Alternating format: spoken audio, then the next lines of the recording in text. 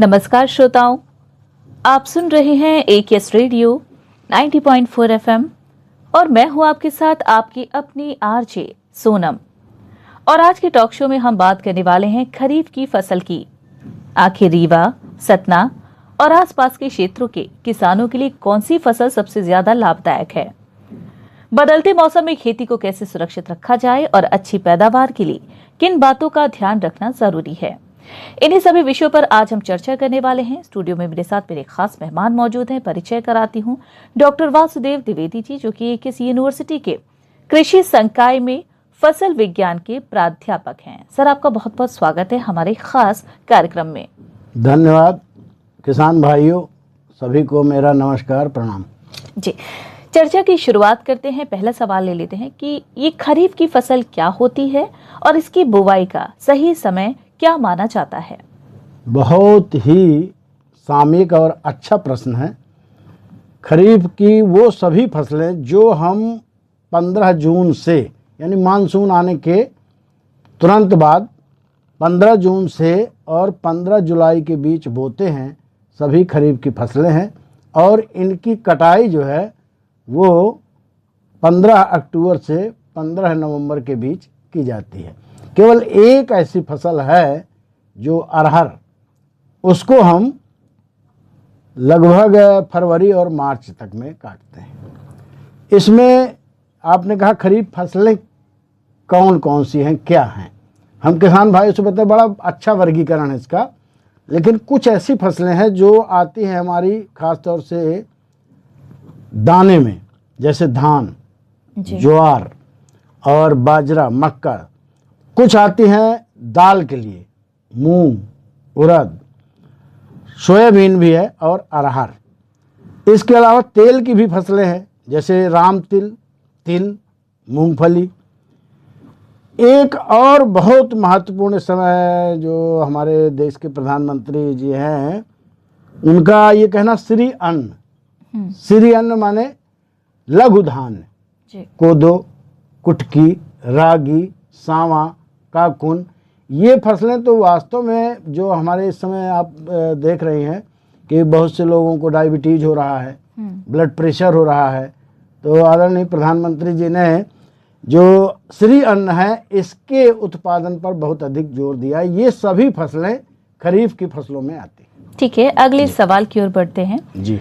रीवा, सतना और आसपास के क्षेत्रों की मिट्टी और मौसम खरीफ फसलों के लिए कितनी उपयुक्त है। बहुत, बिल्कुल बहुत अच्छा प्रश्न। वास्तव में जो रीवा और सतना है, यहाँ अब हम देखते हैं कि सभी फसलों की खेती की जा सकती है। मुख्य रूप से हम वहाँ दो अध्ययन करते हैं। पहला देखते हैं कि हमारे जो खेत है किसान भाई का, वो ऊंचहन है कि नीचहन। और दूसरा ये देखते हैं कि हमारे किसान भाई के पास साधन क्या है सिंचाई का। यदि उसके पास सिंचाई का साधन थोड़ा कम है तो ऐसे क्षेत्रों में, ऐसे खेतों में हम लोग हमेशा कहते कि आप मूंग, उड़द या अरहर की खेती करें। कुछ ऐसे किसान भाई हैं जिनके पास सिंचाई का अच्छा साधन है। ऐसे किसानों के लिए हम हमेशा कहते हैं कि आप धान की खेती करिए, वो भी उन्नतशील, SRI कहलाता है, एक सिस्टम है, सिस्टम ऑफ राइस इंटेंसिफिकेशन, सघन खेती। यदि उससे किया जाए तो हमारा उत्पादन 2 से 2.5 गुना बढ़ जाता है धान का। ठीक है, आपके नजरिए से समझना चाहेंगे कि हमारे क्षेत्र में धान, सोयाबीन, मक्का और अरहर में से कौन सी फसल किसानों के लिए सबसे ज्यादा लाभदायक साबित हो रही है। बिल्कुल सही आपका प्रश्न है। और अभी हमने आपसे अभी चर्चा किया कि यदि धान को हम SRI से या रोपा पद्धति से लगाते हैं तो बहुत अधिक उत्पादन है और बहुत लाभ होगा। लेकिन जब आमदनी की बात आती है तो पहले तो हमारे यहाँ था सोयाबीन, उसको यहाँ तक कि हम लोग सोया प्रदेश कहने लगे। सोना बीन अपने यहाँ का सोना था, लेकिन अब इसकी स्थिति बदल चुकी है, परिस्थिति। इस समय यदि सफल खेती कर दें तो अरहर की फसल बहुत अच्छी है, महंगी भी है, अच्छी बिकेगी। इसके लिए किसान भाइयों को अपनी ज़मीन के आधार पर अच्छी किस्म के बीज का चयन करना है। तो निश्चित है कि जी। उनको लाभ होगा। ठीक है, अगले सवाल की ओर बढ़ते हैं। जी, कम बारिश की स्थिति में किसानों को कौन सी खरीफ फसल बोनी चाहिए? बहुत सही, बिल्कुल। मुझे तो ऐसा लग भी रहा है, अभी कुछ ऐसे प्रेडिक्शन आ रहे हैं कि इस वर्ष बारिश कम होगी। यदि ऐसी परिस्थिति बनती है तो किसान भाइयों को हम अभी से, जिनके पास सिंचाई के साधन है ठीक है, वो धान ले सकते हैं। बाकी जिनके पास सिंचाई नहीं है वो मूंग, उड़द, अरहर ये है, और इसके अलावा ज्वार, बाजरा, मक्का। और यदि जमीन भी खराब है, सिंचाई भी नहीं है और पानी की संभावना जैसा कि अभी प्रोडक्शन चल रहा कम है, तो आप केवल और केवल श्री अन्न की खेती कीजिए। कोई इसमें किसी भी प्रकार का प्रबंधन नहीं करना पड़ता, कोई मैनेजमेंट नहीं, बहुत सहज सरल ढंग से इसकी खेती हो जाती है। जी, खरीफ फसलों में बीज का चयन करते समय किन किन बातों का ध्यान रखना जरूरी है? बहुत ही उपयुक्त प्रश्न है, इसलिए कि खेती की तो हम किसान भाई ने तैयारी कर ली, जी लेकिन बीज उसकी जान है।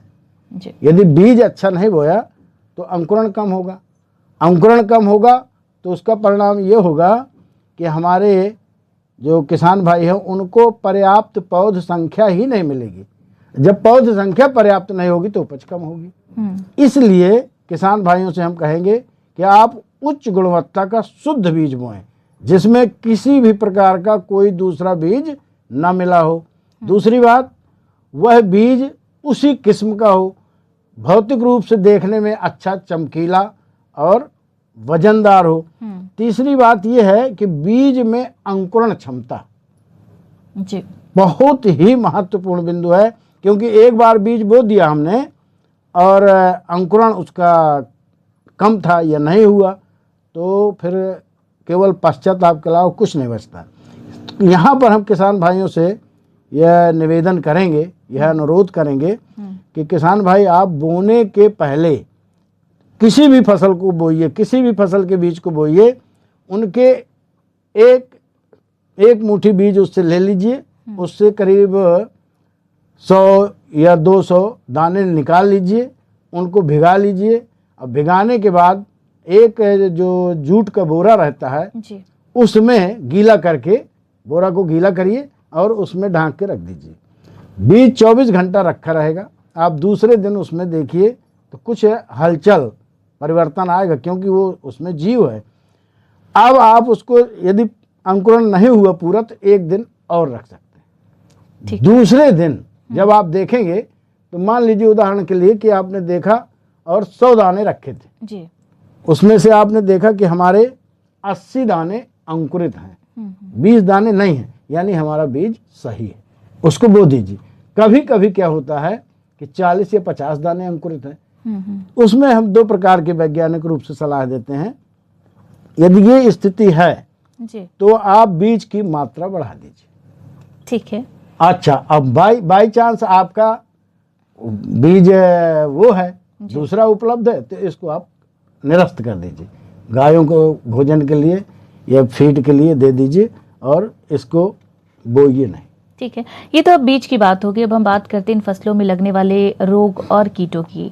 सवाल ये है कि जैसे खरीफ फसलों में कीट और रोगों से बचाव के लिए किसान को क्या उपाय अपनाने चाहिए? बहुत सही। देखिए, अपने यहाँ एक कहावत भी है कि बचाव ही उपाय है, बिल्कुल। Prevention is better than cure. तो सबसे पहला जो है वो बहुत से रोग भी, कीड़े भी, वो सब आते हैं बीज से ही। जी किसी भी फसल के बीज को बोने के पूर्व फंजीसाइड दवा से, फफूंदनाशक दवा से उपचारित कर लेना चाहिए। उदाहरण के लिए हम आपको बता दें, बेबिस्टीन है, साफ है, मैंकोजेब है, बहुत सी है। इसका 1.5 से 2 ग्राम दवा 1 किलोग्राम बीज के लिए पर्याप्त है। जी इससे आप बीज को उपचारित करें, 2-4 घंटे सूखने दें और इसके बाद उसको बो दें। कभी कभी जो दलहन वाली फसलें हैं जी उनमें इसके बाद जब आपने फफूंदनाशक दवा से उपचारित कर दिया, इसके बाद उसको छोड़ दीजिए। 4-5 घंटे जब सूख जाए तो राइजोबियम कल्चर से भी उपचारित करें छाया में रखें, जी। इसके बाद उसकी बोनी करें, तो आप देखेंगे कि रोग कीट भी नहीं लगेंगे जी। और उत्पादन भी बढ़ जाएगा। ठीक है। सरकार की कौन कौन सी योजनाएं खरीफ फसल उगाने वाले किसानों के लिए फायदेमंद है? बहुत सही है। किसान के लिए तो सरकार बिल्कुल वचनबद्ध है कि हम क्या क्या ना कर दें। यहाँ तक कि कुछ शासकीय योजनाएं हैं, कुछ सेंट्रल गवर्नमेंट से है, कुछ स्टेट गवर्नमेंट से है, किसान कल्याणकारी योजनाएं कहलाती हैं, जी। जिसमें शासन की तरफ से FLD प्रथम पंक्ति प्रदर्शन, इसमें हम क्या करते हैं कि किसानों के यहाँ फ्री में बीज खाद या वो योजना उसको लेकर के जाते हैं और उसके किसान के खेत में उसका प्रदर्शन करते हैं। जब वो प्रदर्शन में सफलता मिल जाती है, 4-5 किसानों को यहाँ कर लिया और सफलता मिल गई, तो क्या होता है उससे कि सभी किसान उस काम को करने लगते हैं। दूसरा है ट्री प्लांटेशन, TPY योजना, ट्री प्लांटेशन योजना। जी। कुछ आपको मेड़ में या जो जमीन बची हुई है वहाँ कुछ पौधों को रोपना है। फिर प्रधानमंत्री किसान सम्मान योजना, जो कि आप बहुत अच्छे से जान रहे हैं, जी जी। समझ रहे हैं। इस योजना से जो पैसा आता है किसान के खाते में, उससे बड़ा सहयोग मिलता है जी। बीज खरीदने में, खाद खरीदने में, सिंचाई के लिए। तो ये एक योजना है। इसके बाद है प्रधानमंत्री कृषि सिंचाई योजना। जी। इसमें भी छूट है। आप यदि कोई भी योजना इसके लिए लाना चाहें और कार्य करना चाहें तो अटल बिहारी जी के नाम से योजना चालू की गई है, जगह जगह चल रही है। खास तौर से इस समय इसका अभी पन्ना में चल रहा है बहुत अधिक, अपने यहाँ भी है।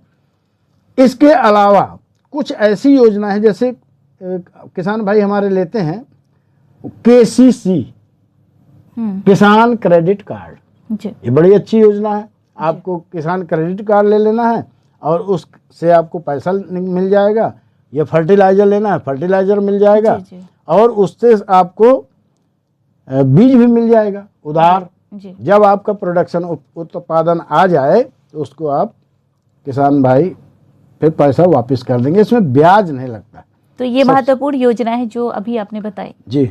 ठीक है, समय का अभाव है और अब अगले सवाल की ओर बढ़ते हैं। कम शब्दों में इसका जवाब जानना चाहेंगे। हमारे क्षेत्र के किसानों के लिए इस साल सबसे बेहतर और कम जोखिम वाली खरीफ फसल कौन सी हो सकती है और क्यों? कम शब्दों में बताएं। बिल्कुल बिल्कुल ठीक।